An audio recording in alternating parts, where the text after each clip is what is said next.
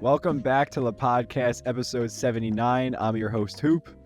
And I'm your host, Sani. And in today's episode, we take a deep dive into Game 4 of the NBA Finals between the Denver Nuggets and the Miami Heat. We go over key moments in the game and why we think that the series is going to end up being in Denver's favor after 5 games. We also talk a little bit about Chris Paul after he's been waived by the Suns and Damian Lillard and any potential destinations he might end up in, considering that there is a big chance he will be leaving Portland this offseason. It's a great listen, and we hope you guys enjoy.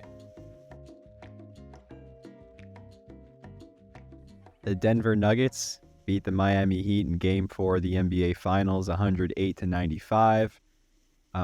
We're here right after the game. It is 11:30 Eastern Time. My eyes got bags, but we out here. What a game! What a game! Did we watch the same game? I'm joking. I know. I'm joking. I know we didn't record for Game 3, but it's because the games were so close. We just decided to wait until the end of Game 4. But if the series is like this, the series could go to 50 games, and we can wait till Game 50. And I would still sit here disappointed. Be sitting here disappointed because there's not much to talk about. This is some of the most lopsided finals basketball I've ever watched in my life. I've tried to convince myself that this is going to be a good series. I've tried to convince myself that it can go to 7. I've tried to even, like, after Game 2, I was like, oh my God, the series can actually be good. But no. It's over in 5. You know, we can hype up the fact that we have been sitting here the entire playoffs saying that Denver has a leg up on these other teams because they have a Bruce Brown off the bench. He went for 21 tonight. That 11 was in the cool to fourth. see. 4 for 5 in the fourth. I'll victory lap that. And you know what? He was 4 for 6 in the first 3 quarters. He was great the whole game. Shout out to us. Go Bruce Brown. Shout out to the... I mean... I hate it. Like, I mean, a ring is a ring, but I hate it for Nuggets fans because there's going to be so many, like, casuals downplaying this championship. You know what I mean? Like, I can already see, like, oh, Jokic's ring was... like, they're gonna... Hey, he ain't have to go through a healthy Kawhi. Yeah. I'll start there. Bro, tell me the Clippers would have not ran through these playoffs. They ran. And it hurts my heart. Sprinted. It breaks my heart, and you know why it breaks my heart. You know why it breaks Westbrook. my heart. You know why it breaks my heart. I'm going to say this right now. I know I've been putting on this poker face when it comes to this finals. I know I've been trying to be an advocate for, you know, this is going to be good. Real fans are going to appreciate good basketball. Who are we kidding? Who are we lying to? No. Who were we lying to? No, it's good basketball. It's not finals basketball. It would have been good basketball if the Miami Heat played the way they did throughout the playoffs. This is not the same Miami Heat team. Caleb Martin. This is the same Miami Heat team you've seen the whole season. Well, Caleb, yes, they're showing us why Jimmy Butler was not an all-star and why the Miami Heat were a 7 seed and then turned into an 8 seed because they lost the play-in game and they're in the finals. So it's upsetting that we're not seeing the superhuman Caleb Martin because at the end of the day, with these 2 stars that they have in Butler and Adebayo, they don't stand a chance if they play regular because Jokic and Murray can play regular and they're much better. Jokic is a undisputed top 3 player in the game. So it would take like these superhuman efforts from role players, which the Heat have gotten throughout the playoffs to bring them here. But now that you're here, you can't just play Miami Heat basketball. Like, you need to be superheroes. And, Denver's third option is playing better than Miami's first option.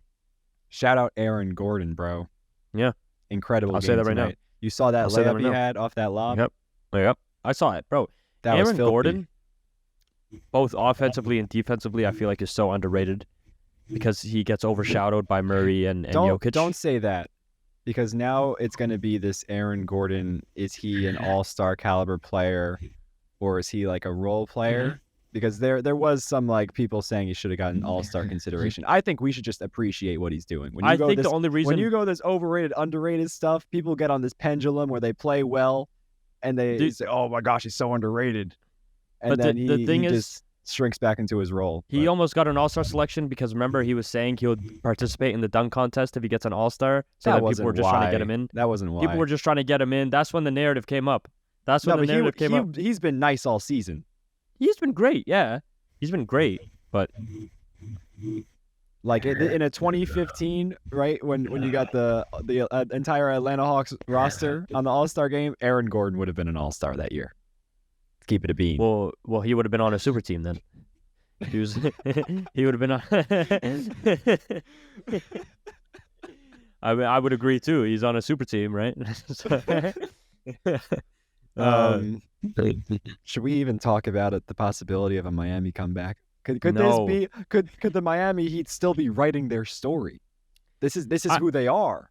I just want to say to the fans listening and the dedicated listeners that our episodes are going to be so much better in a week when this finals is over and we can start putting out what we want to put out. But I'm going to say this right now. I sound depressed and I sound sad because, NBA Finals is a special time of the year. They don't even have the big scoreboard on the bottom. They don't care about the finals this year, bro. There's not a lot of marketing going behind it. I'm not seeing anything going on. I'm not seeing Guillermo go up and play, tic-tac-toe with Jokic or whatever they could have done. There's nothing funny.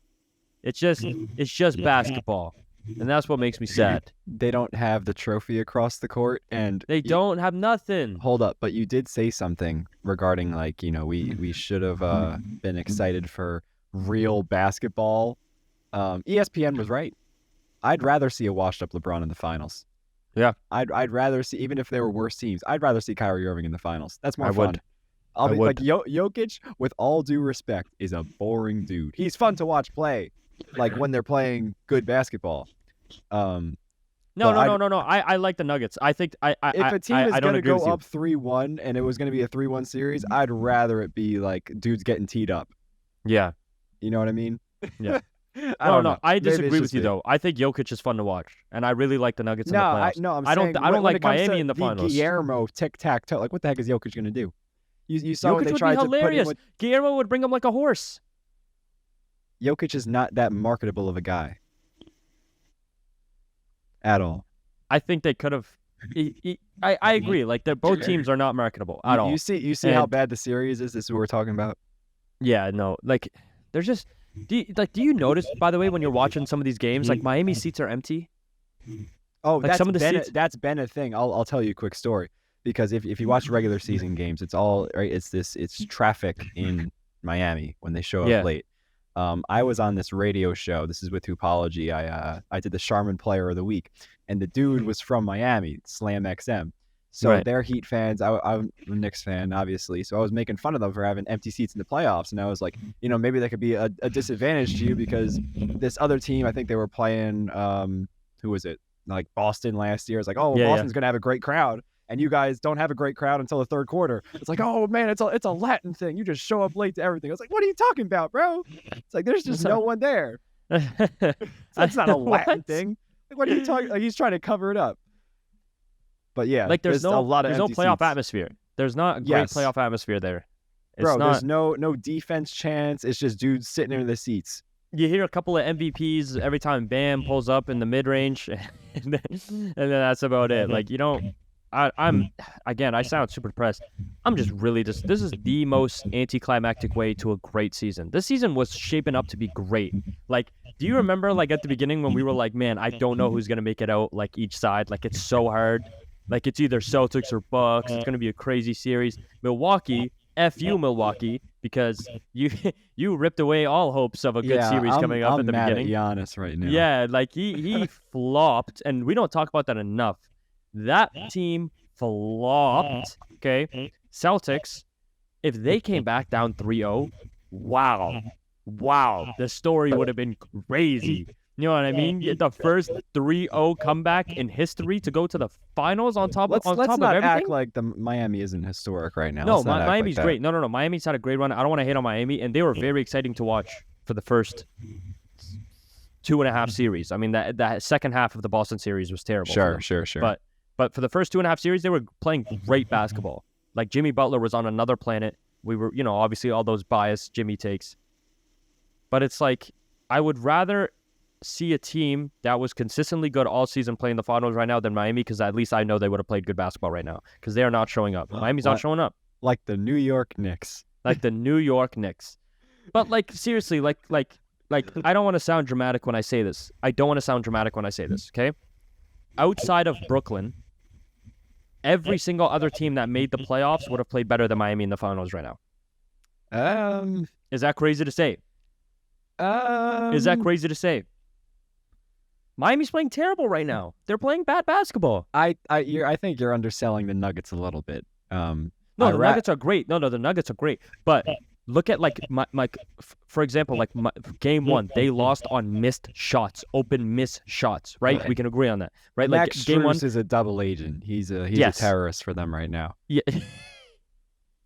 Shout out Max Strus. He's on the no-fly list. Number 2, Game 2 was super close, but Denver almost came back in the last 2 minutes. They had an 11-0 run, but kudos to Miami. They held through. They won by 3. Game 3, I don't even want to watch Game 3. I fell asleep halfway through Game 3. That game was boring. Game 4, even more boring. Jokic goes out in the 7th minute of the 4th, I want to say, when he got his 5th foul, right? Miami had a chance to come back.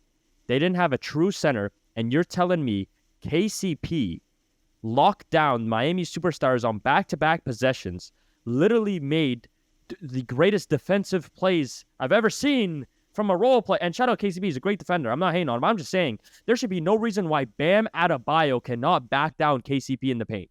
Hold on. The Jimmy play, sure, he got doubled. He got doubled in the paint. The pressure was there, fine. Bam Adebayo can't back down KCP in the paint. This is what I'm watching in the finals. Nah, bro, this is classic, what we say that we don't like about the Heat happened on that sequence. I wrote it down. This was the one note I had, because this is a talking point I knew I had to bring up, this sequence. This was with no Jokic in the 4th, where they had a chance to kind of pull back. They were playing small. Halfway through the 4th, yeah. Yes. It was a Jimmy turnover where, once again, he jump-stopped in the paint. He got doubled once he jump stopped in the paint. There might have been a second defender coming to help. Then he went up to draw a foul. He did it on a previous play. Don't get me wrong. Jimmy played a decent game. He played great. Yeah, he went 9 for 17, 25, but he was well. Yeah. But that was a turnover. Then Bam does a Kobe fade on KCP, right? Yeah, and missed. Right. Those are the 2 things we've been talking about all series. And then Duncan Robinson had to travel in the next possession. It's just they I don't know. They don't take advantage of the stuff they need to, and that stuff Miami has been doing all playoffs. So, and I get Duncan Robinson at the end of the game. That's okay, you need to chuck some shots up, just get any sort of 3. But that air ball he had, or where he barely nicked the front rim, where he just pulled up. Then. I know, but I'm just saying. Duncan Robinson shot well. He's been playing great. A horrible defender, but he's been playing great. But I'm just saying, I don't want to see that in the finals. I don't want to watch that. And Caleb Martin, by the way, he had a few good plays. I mean, he was turning up for a bit, and he's a role player, so I'm not going to go at Caleb Martin. He did what Caleb Martin should be doing. Gabe Vincent, ghost. It's Halloween in June for the Miami Heat, because their point guard is a ghost. 1 for 6 at one point. I don't know what he finished the game as, but the last time I'm irritated. I'll say this right now. I want a Warriors-Cavaliers series. I want that back. I would do anything in the world to have that back. I complained so much as a kid. I would do anything in the world to watch a Steph Curry, LeBron James finals again. I don't care. See, now you're talking about name value, because have the Warriors not handled them? Are you talking 2016 specifically? I'm talking. No, I'm not talking Kevin Durant era. I'm talking just a general. Okay. I would do, even if it was Kevin Durant era, even if it was, I would do anything just to have that Steph, LeBron. But you understand the name value thing I was talking about. But it's not just the name value, but on the court, bro, they get into arguments. There's actual they're jawing at each other. I said that's about what I Jokic, want. and you're oh, you're a hater before, bro. No. Love I thought you meant game. just what would Guillermo do? I thought you meant specifically a Guillermo Jokic skit. Oh my gosh. And I said, and what did I follow up with saying? I said Guillermo would bring him a horse. I thought we were talking about Guillermo and Jokic. I wasn't, but I agree with you. Jokic is too calm, bro. He gets a foul, a foul that shouldn't have been called, and he just walks to the bench. Bro, yell. No, who cares? He puts his hand, bro. I can't, because all our audio listeners can't tell what I'm doing, but he always flips his hands over. Yeah, what did I do? That's nothing, bro. That's just. I'm talking about some Draymond getting his face, start yelling. LeBron James looking at Steph Curry doing the stank face. I'm trying to see that. I want to see that. Or when Steph last year in the finals, he's pointing at the ring before the game is over. That's what I want to see on the court.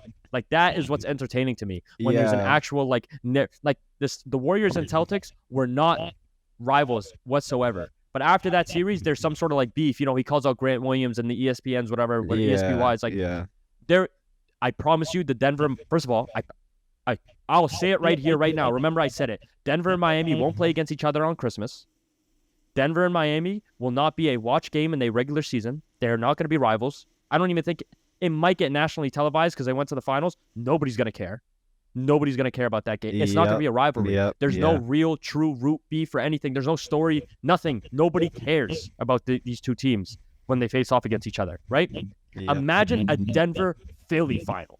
Now, that is a final that I'm trying to, you know what I mean? Or some narrative, something, anything. Bro, Denver and Miami, they're not going to see each other on Christmas. They might see each other on like a January 28th, some random date that nobody cares about. They're not marketable. Nobody's going to... You see why I'm irritated, right? Like, there's no... Like, it feels like it doesn't even feel like playoff atmosphere. It feels like a regular season game. Miami fans don't make noise like that. There's empty seats. You know what I'm trying to say? Yeah, I do. I it's totally like, bro, agree. It's like, bro, in Denver, I'll be honest, in Denver, they get kind of lit. Like, I mess with the Denver crowd because they actually show up and they're there and they're cheering and they do this thing where they don't sit down until somebody scores the first bucket.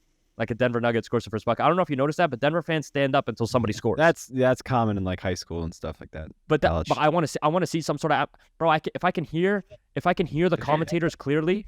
Bro, there's an issue. Miami dude's just waiting to go to the club afterwards. Like, they don't care, bro. They don't care. They bro, you watch them walk out the arena with like 3 minutes left. Yep. Like, they give up on the team. Miami fans, you know what? Miami fans. No, I don't care. Miami fans, bottom, like F tier fans, NBA fans, F tier. And I'm not talking about the ones I watch from TV and they're diehard. I respect you. But the ones that show up to the arena, a lot of them, they're just celebrities there for some sort of fashion show. I'm seeing the most wackiest outfits I've ever seen in my life. They don't even look good. I don't know who's styling them. You know what I mean? And they're just like, they don't even know. Such a waste. I Such think a waste. That it would make sense in a home team for like the playoff games to allow the diehards in, and imagine how much noise that would generate. Bro, who cares about a stupid celebrity? Like, are you really worried about making money off of ticket sales? Like, it's the finals. You can mark it off with something else. Oh yes, definitely. But before, sorry, we're done. We're done with this. We're done with this. The last thing I want to say about the finals is Michael Porter Jr. does not deserve a ring. No. Yeah. He is no. Take away Michael Porter Jr.'s and give Bruce Brown 2 rings. Bruce Brown gets 2 rings. He has been pitiful. There are so many opportunities where he can just pass the ball. Like, he genuinely I don't care if he passes the ball. I'm saying you're supposed to make a shot. No. That's fine. But I'm just saying, like, some of the shots he takes are just ridiculous. Just pass the ball. He's had 4 games, and he has not had a good game in all 4. And in the regular season, I know he's historically shot well, even in these playoffs. But that rim looks like a little Dixie cup right now. And nobody's going to remember that in 5 years, so who cares, I guess, from his perspective. But let's move on to some other news. I don't want to talk about the finals anymore. Chris Paul. We got some issues with some point guards. We'll talk about Chris Paul first. Phoenix waiving him. That caught me off guard. That really did catch me off guard. I'm surprised that they could not find a sign and trade because they were exploring that beforehand. They couldn't find any sort of option to get Chris Paul traded, so they had to waive him. Now that means 2 things. Number 1, Phoenix has that cap space still on them, right? And Chris Paul can sign a budget-friendly deal with basically any contender, meaning that he basically has any choice he wants because there's no team that's going to say we don't have the money for you. Any team would take Chris Paul right now for the price he is, right? We can agree on that. There's no, like, even if it's like whatever position, whatever situation Chris Paul wants to go into right now, he can because of how budget-friendly his contract can be. He's not looking for money, yeah. That's like, right? And any team would take a vet like Chris Paul right now for a minimum. A vet, like, that's a steal and a half. So obviously we could talk about where we think he's gonna end up. You said you had a really cool team, so I'll go first because I'm sticking with the choice that seems to be everybody's choice is Boston. I think that Boston makes the most sense for him. But I want to hear what you have to say because you said you had an interesting team that you think he's gonna land in. Well, first off, if he goes to Boston, that only makes him more unlikable because as much as Chris Paul is a great competitor, he is so annoying to play against, even at this old age. He's like a Kyle Lowry. But the team I had in mind was actually his old home in the Los Angeles Clippers. I don't know. I mean, I'm sure they plan to keep Russ around because he's a great asset. But at the same time, historically, I don't want to get into a Russ debate with you because I love the man. But historically, he hasn't shown to be able to win. I know Chris Paul doesn't have a ring either. I'm tearing up right now.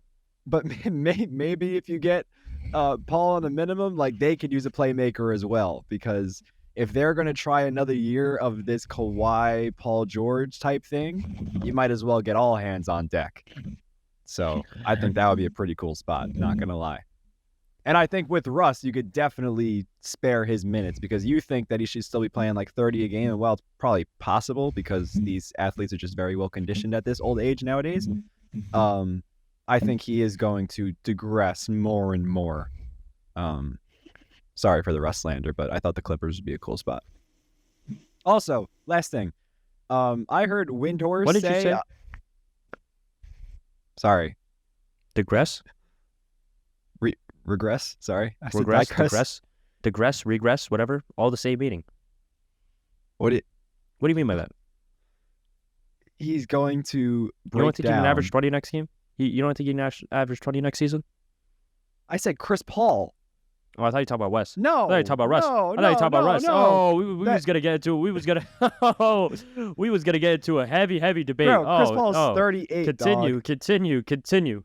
I saw Brian Windhorse on a pod. Continue. I saw a clip where he was saying how the Suns can possibly sign him for less. Is it possible to sign a dude you just waived? That makes no sense. No, but I'm saying because the ESPN posters like, does Windhorse know what he's talking about? Because they just waived Chris Paul. Like, could they sign him back for a minimum if he wants to go back on a budget-friendly deal and then he still plays with KD and Booker? I think if he signs back, he just goes back on the same contract. Right? Why would you have to pay him again? You're already paying his salary. I think he could just hop back on the same contract. Oh. Right? No, I'm asking you. I'm like saying, like hypothetically, like would that not make sense? Like, oh, you could find a team. Suns wanted him back. They'll just put him back on the same payroll. I'm saying if he wants to help the team with a budget-friendly contract. But they have to pay his cap space. Like when they buy out a contract, I'm pretty sure you have to pay Brian Windhorse. But he said there was a way for him to go back for cheaper. So I trust that dude. Maybe. I don't know. Don't take my word for it. I'm just speaking like hypothetically. I think it's the Celtics, and I think another team that slept on is I pray to God he doesn't go to the Lakers because I think that's really stupid. But I think he might go to Milwaukee. Why? You said he was still a starting point guard though. When I talked to you earlier, they got Drew Holiday. Did I? What? Are you mad? What? You said he'd be a starting point guard. He should be playing 30 minutes a night. Chris Paul. If he was with the Celtics, we were talking about when we were talking about the Celtics. You just said he should go to Milwaukee. Yeah, I was talking about the Celtics when I said the starting thing, but I said Milwaukee is the team to watch out for because he wants to play for a contender. And there's not a lot of teams that like he could go on where he could instantly just like there's a ring. I'm saying would he be willing to take that much of a role I don't know. decrease? I'm just saying. I'm just naming. Like, you're throwing it out there. It's just Chris. Yeah, like I don't know what Chris Paul's intentions are. I don't know how many minutes he wants to play. But at the end of the day, whatever situation he goes into, if he wants to play for a contender, he can't be the first, second, or third option. Yeah, he has to just be that playmaking vet. He has to just be that facilitating, playmaking vet. That's just all he can be. If he wants to win a ring. Now, if he doesn't want to win a ring, he can go to Detroit and become Killian Hayes' vet, and he can get all the minutes he wants in the world. Get that man right. Yeah, but I don't know. I think Boston is like, my money's on Boston, though. It makes the most sense for both sides. Boston hasn't had a true playmaker since Jason Tatum and Jaylen Brown have come into their own. I think the last time Boston has had a great playmaker was Rondo. Isaiah Thomas was a scorer. Kyrie Irving's not a great playmaker. Kemba Walker flopped. Yeah, well, Rondo was absurd, too. So I think that's definitely the name you go back to. That's the name to go back to, right? Yep. So it's been, and ironic enough, Chris Paul, Rondo. Oh, the Celtics on Rondo again. That is funny, though. Come on.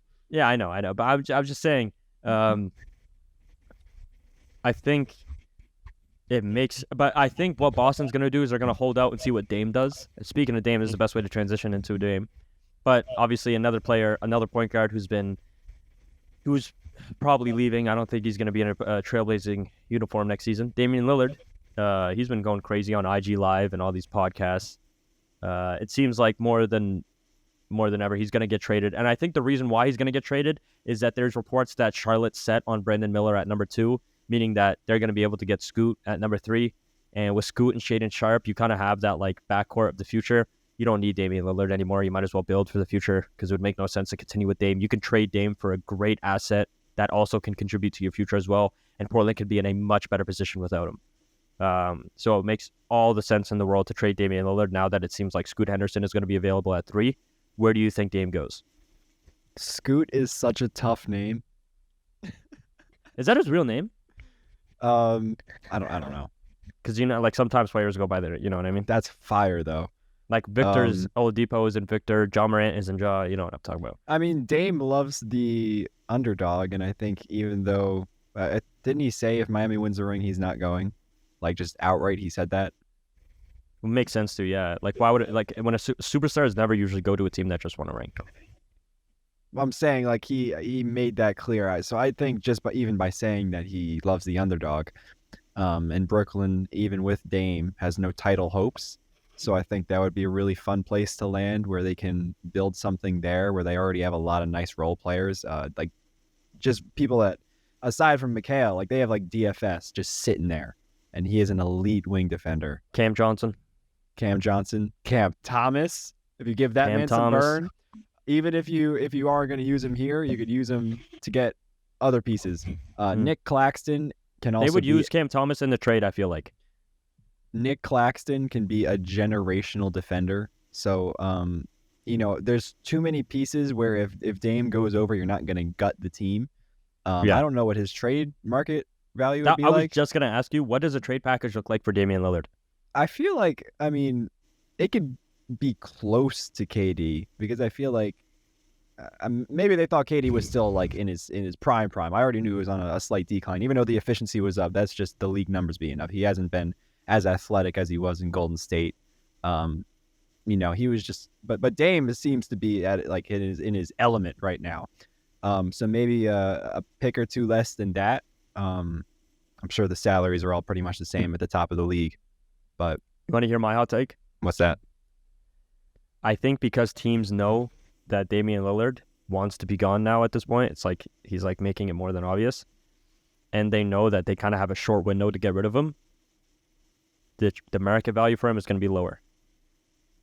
I think it'll be a lot easier to get Dame on a fleece. And I'm sure they're trying to get him this summer instead of because Kevin Durant was out of nowhere. That man remember? Does not want to play another game in a Portland uniform. Kevin Durant was out of nowhere. Remember? Like even though there was a bunch of reports he was going to stay and he had 4 years left on the deal, and bang, out of nowhere he just got traded. Right? Like they blew up that whole Brooklyn team in the span of 2 days. We know that Portland wants to blow up, which is, by the way, the worst decision a team can make is if I was, especially Dame, he has a good connection with Portland. If I was Portland, I'd literally tell him, yo, shut your mouth. We'll trade you. Just don't tell people we're going to trade you. Hey, now they could build around Cam Reddish, the next Paul George. Bro, Cam Thomas and Cam Reddish, that's the Cam duo right there. That'd be crazy. That'd be crazy. ISO buckets, crazy. Nah, but listen, like seriously, like I think that like teams should start being more strict on like telling players what they can say, like on podcasts and stuff, because now it's like you're showing. I'd be mad too, yeah. Yeah, like you're showing what like your hand is, right? Yeah. Like you're showing the cards, and it's like if I'm a team and Portland's like, we want 3 first-round picks, and you're like, screw you, 2. What's Portland's argument? What is Portland's argument? We'll keep him and be an 8 seed. We'll keep him and hope to make the play. And Dame will be like, bro, no, Dame's not the type of player to sit out. But Dame's gonna be like, yo, I want to be gone, and you guys owe me this. I've been here for 10 years.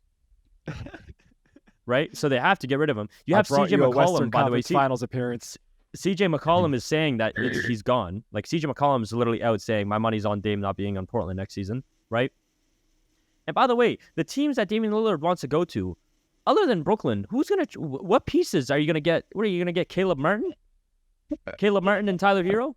The only other destination that has those kind of assets but has no reason to get him is New York and Stephen A. Smith when he hears Dame Lillard's going to be available.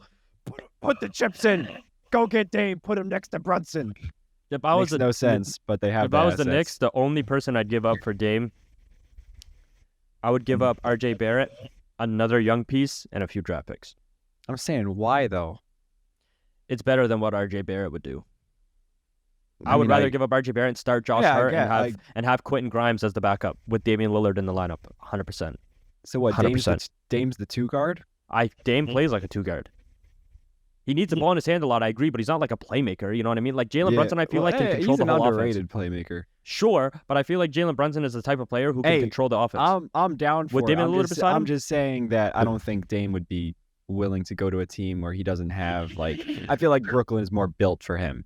I agree, but I'm just saying I agree with Stephen A. Smith. But New York has the assets. Yes. Yeah, but I would like the way I would do it is get rid of R.J. Barrett, trust Josh Hart at the 3, put Quentin Grimes as the backup.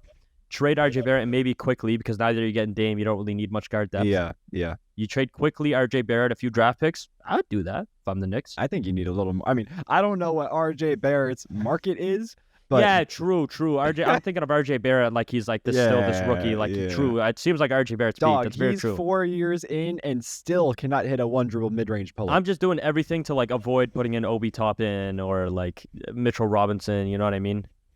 Yeah, you don't want to get rid of those guys. Hey, one other thing I gotta say, Julius Randle had ankle surgery. Y'all better apologize. Y'all better apologize to the man. I saw that. I don't think there's much more to talk about though. My eyes are about to shut.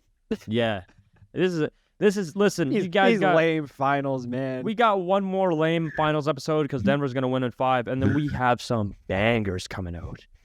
Bangers. Hey, you should still listen to the lame finals episode, though. No, of course, yeah. No, but it'll that's be why. unhinged. That's why I tell them on the 31st minute because they already listened to the episode. Yes. You're already here. You might as well just finish the episode. What are you doing? You gonna leave? Anyway, listen. All I gotta say is there's a little hint to the episodes that are coming. What do you know about Ty Lawson? Nothing. Nothing. I don't know nothing anything either yet. You don't know nothing about Ty Lawson. You will. I promise you that. But hey, man, this was a great episode 79. I hope by next episode Jokic has a ring on his finger because, golly, I cannot. I just want this finals to be over. And we get started on the off season. Tyler Hero comes back. Heat wins. Tyler 7. Hero. You heard me here. Watch the Heat win in 7 just because we're being haters. Hey, we're gonna get a Tyler Hero snarl at the last possession. Yeah. Of Game 7. He's hitting a dagger. They're down 30. Put that on a T-shirt. Yeah. We appreciate you guys for tuning in, and we'll see you guys in episode 80. Man, we're zooming. We're getting to 100. Peace. We only got 20 more episodes to get a LeBron feature. All right, man. You guys have a great one. Peace.